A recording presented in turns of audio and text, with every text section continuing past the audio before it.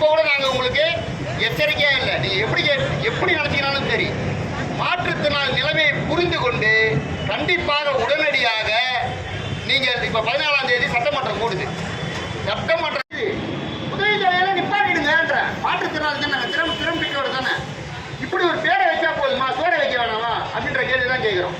இன்னைக்கு வாழ்வாதாரம் விலைவாசி எங்க போயிட்டு இருக்கு?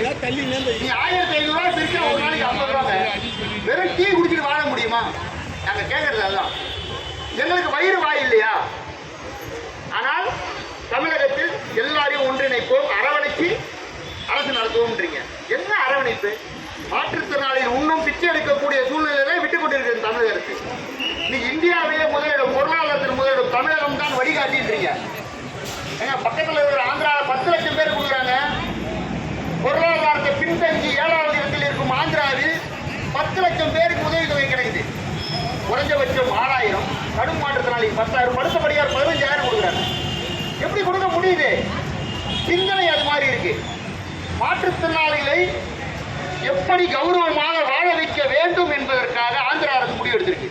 இன்னைக்கு நீங்க போட்டிருக்கோம், டெல்லியில 3000, ஹரியானாவில் 3500, பாண்டிச்சேரியில, தெலுங்கானால, திரிபுரால, எல்லா இடத்துலயும் குறைஞ்சபட்சம் 3000 ரூபாய்க்குனாலங்க.